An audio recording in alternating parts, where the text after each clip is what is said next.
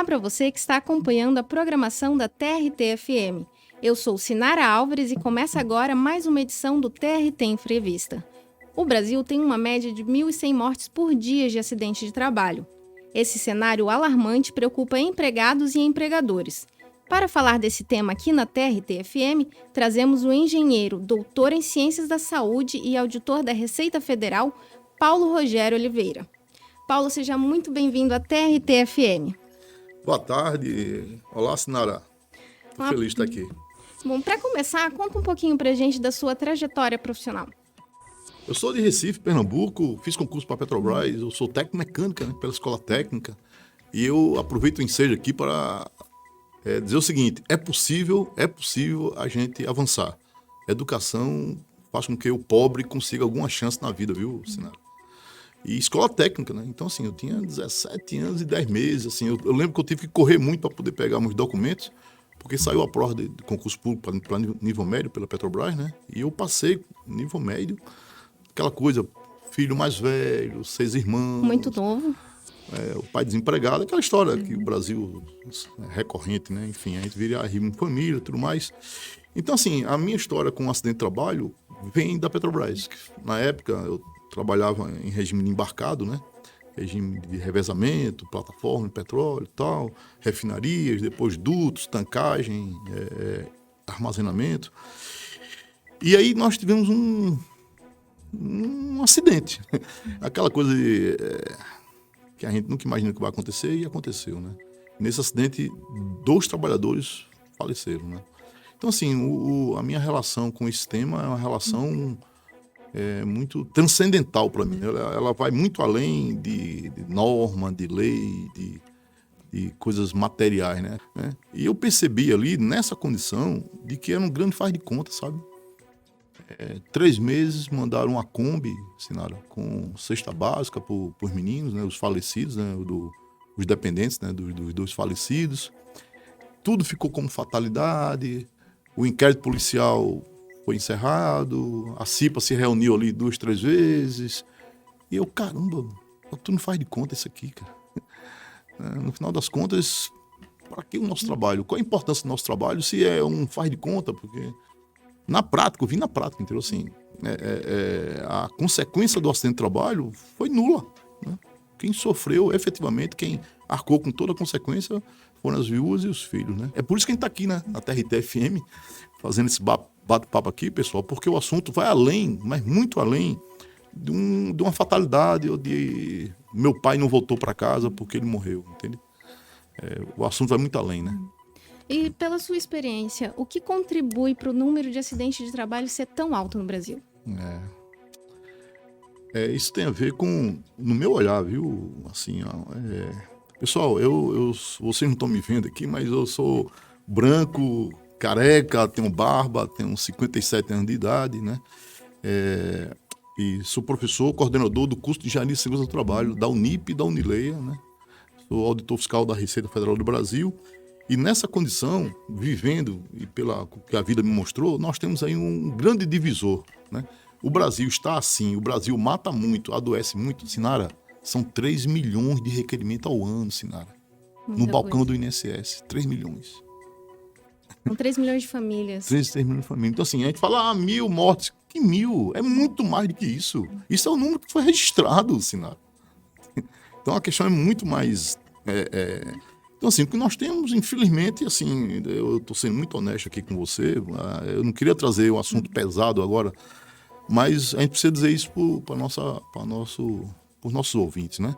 Nós temos, então, um sistema de acidente de trabalho baseado na Constituição da República de 67, né? E, por conta disso, eu imagino que o volume de acidente de trabalho é muito alto. Por quê? Porque a Constituição de 67 não estava preocupada como está a Constituição da República de 88 com a saúde do trabalhador. Então, essa lógica de 1967 é que produziu um sistema que não privilegia o desempenho, não privilegia os bons empregadores, não privilegia de forma econômica, né? O lucro. Né? Então, tanto faz matar muito, matar pouco, adoecer muito, adoecer pouco, se o lucro é o mesmo, entende? Não cuida da pessoa, né? Então, por quê? Porque o sistema não valoriza o Estado e o sistema como um todo não valoriza os empregadores que empreendem, que fazem prevenção, né? E como que a gente poderia melhorar isso? Exatamente, seria a introduzindo variáveis econômicas que sejam positivas para que o empregador perceba no processo produtivo de que vale a pena proteger o trabalhador, vale a pena não contaminar o lençol freático, vale a pena manter o ecossistema, vale a pena, percebe? Então a árvore em pé, ela produz mais do que o trabalhador sadio, produz mais do que o trabalhador. Então, é essa lógica que deve ser introduzida. E esse encontro aqui no TRT, pessoal, está tendo uma semana aqui de capacitação. O debate é esse, assim, como é que o Estado brasileiro consegue introduzir uma cunha, né, uma variável positiva, uma resultante que seja no sentido pró-ambiente, pró-saúde, pró-trabalhador, né? Então, a prevenção, para mim, passa por transparência, deixar claro para o trabalhador. Sinara, você está vendo meu celular aqui agora? Os trabalhadores têm acesso à informação no celular, enviada pelo patrão via e-social. Novidade, e-social é um dos temas do nosso encontro aqui amanhã. Falar sobre essa revolução que é informar para o trabalhador a realidade que a empresa diz que está acontecendo. E o trabalhador fazer uso disso na via judicial para dizer, estão mentindo aqui para mim. Disseram que não tem fator de risco. Tem sim. Disseram que o EPI é eficaz. Não. Disseram que fizeram exame médico comigo. Não fizeram. Por quê? Porque a informação chegou no celular do trabalhador. Aproveitando que a gente está conversando aqui, aproveitando que a gente está conversando aqui, conversando com a população, fala para o trabalhador, para a sociedade, como que ele pode usar essas informações para fazer essa cobrança. Onde cobrar? Então, mas ficou claro... Como é que chega na mão do trabalhador isso? A empresa agora, todo mês, Sinara, todo mês tem que informar numa plataforma do governo chamada E-Social, informar, Sinara, você fez exame médico esse mês? Qual foi o resultado do exame? Sinara, você está exposto ao fator de risco? Essas informações, elas migram da contabilidade da empresa para o ambiente nacional. Do ambiente nacional, chega para o teu celular, pelo meu INSS, essas informações. Quanto você ganha, qual o teu vínculo, se recolheu ou não o FGTS, se está exposto a fator de risco, que fator de risco, qual a intensidade de fator de risco, se é fator de risco químico, físico, biológico. Amigo que está me escutando, você agora está com o seu celular na mão, entra no meu INSS e verifica se as informações que estão lá, você reconhece como informações verdadeiras. E se não for, o que ele pode fazer? Esse é o ponto, ele está com a informação na mão. Então, qual é o grande problema hoje na justiça? O trabalhador não consegue ganhar os seus direitos porque não consegue provar. Não consegue provar por quê? Porque a informação está na mão do patrão, não está na mão dele. Então, uma das formas que nós encontramos de fazer valer o direito do trabalhador é produzindo informação. Isso via e-social. Anota aí, pessoal, essa palavrinha. E de eletrônico, social. E-social é uma política pública criada pelo governo federal para empoderamento do trabalhador. A partir desse empoderamento, entenda-se, informação à mão, o trabalhador provar, via Justiça do Trabalho, de que houve um vício, houve um erro, houve uma mentira que informaram no celular do trabalhador. E aí ele vai ter condição de pedir danos morais, danos materiais, reintegração no emprego, porque ele foi despedido, Sinara, doente. Sim. Doença essa relacionada ao trabalho. E se a doença é relacionada ao trabalho, ele tem estabilidade no emprego. Olha como a coisa... Esse tempo que ele ficou afastado, ele deveria receber o FGTS.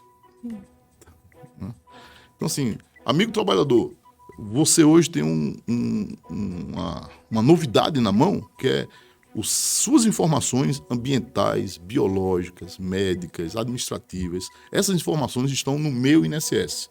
Você entra lá no PPP, Perfil Prossográfico Previdenciário, dentro do seu ambiente meu INSS, você puxa o extrato e verifica as suas informações. Com essas informações em mãos, meio de prova perante a Justiça do Trabalho para fazer valer os seus direitos. Quais? Todos esses que eu estou tratando aqui. Né? Tem direito à insalubridade? Tem direito à estabilidade no emprego? Tem direito à reintegração no emprego, porque foi despedido de forma que estava doente, tem um benefício acidentário, teve um dano moral, você teve um dano material, você teve uma incapacidade, teve uma sequela, tudo isso vai ser indenizado. Entende? Inicialmente, o trabalhador pode procurar ali um membro da CIPA, o sindicato?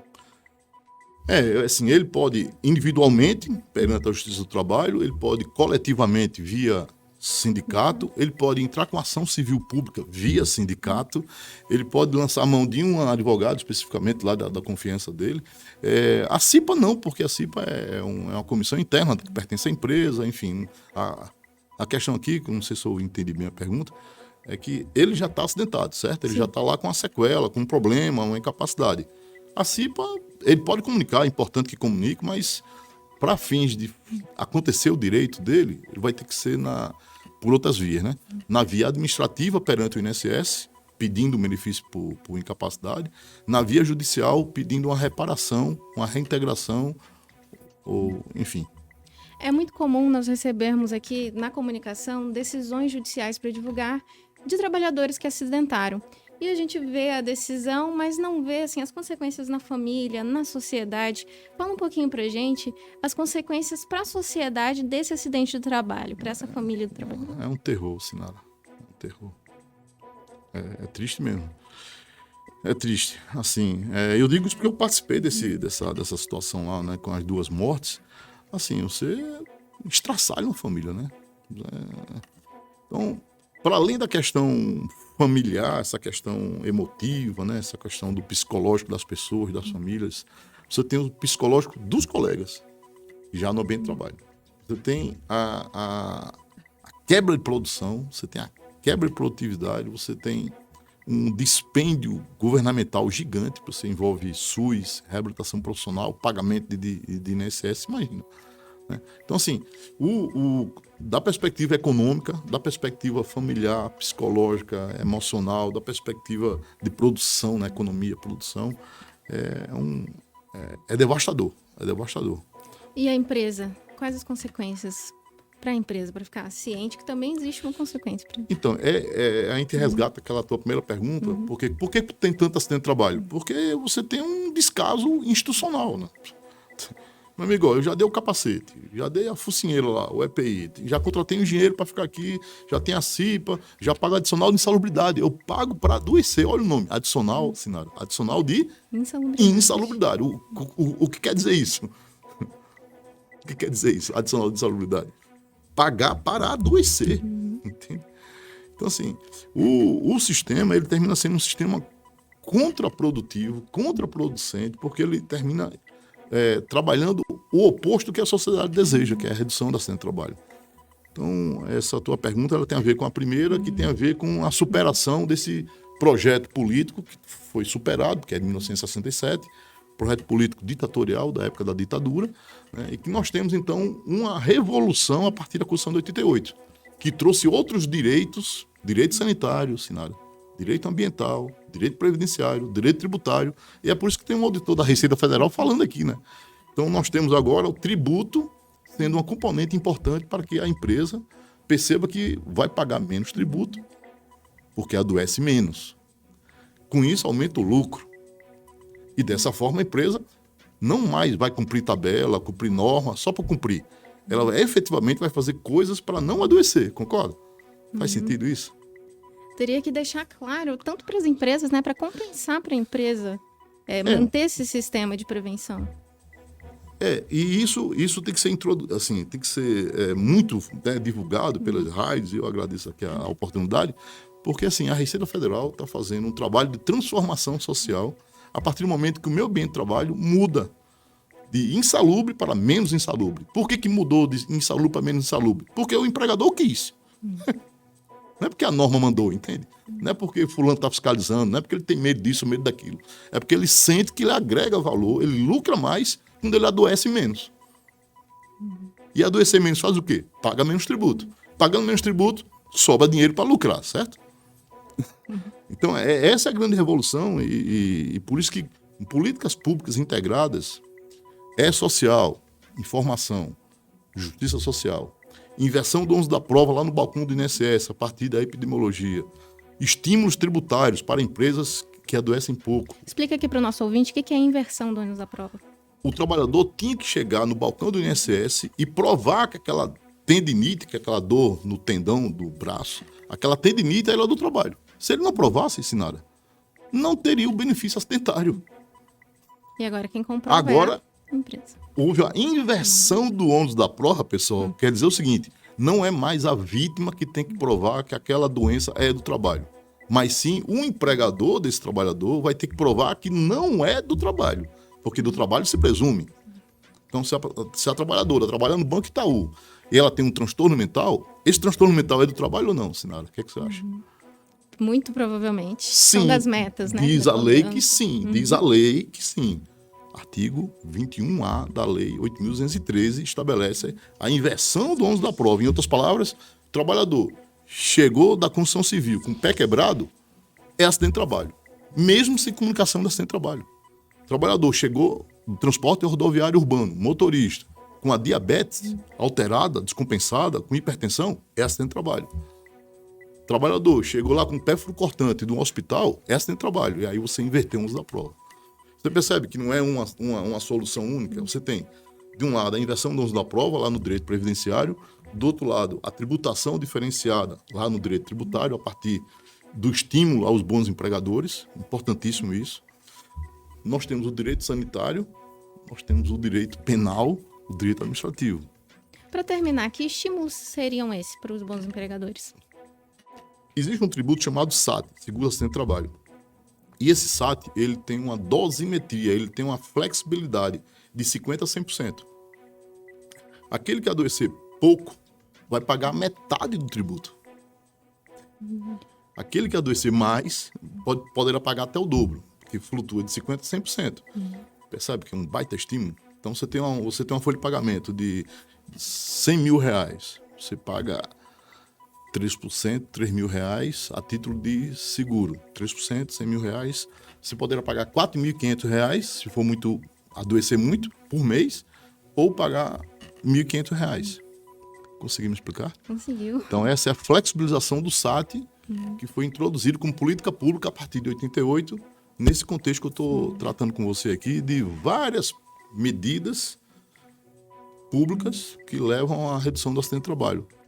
Esse é um tema muito importante que a gente poderia conversar aqui por horas, né? São muitas frentes, muitos detalhes para explicar. Agora eu quero agradecer, Paulo, pela sua presença aqui. Ah, que lindo. Tá? Muito obrigada pela sua presença, por vir aqui compartilhar com a gente essas informações. Ô, minha amiga, eu que agradeço a você, ao TRT, à Escola Judicial, à TRT-FM. Muito feliz de estar aqui contribuindo. E quem quiser me achar aí na internet, pode fazer propaganda? Pode? Pode, por favor. Professor Paulo Rogério, lá no Instagram. Você me acha aí no canal Professor Paulo Rogério, no Instagram, no YouTube. E eu tenho vídeos, tenho aulas, e aí quem quiser, tenho Zap, né? E quem quiser fazer contato, fica à vontade, vou nada. Muito obrigada. E esse foi o TRT Entrevista de hoje. Não deixe de seguir a gente nas nossas redes sociais, @TRT Mato Grosso e também no perfil da rádio, TRTFM, @TRTFM 104.3. Obrigada pela audiência e até a próxima segunda.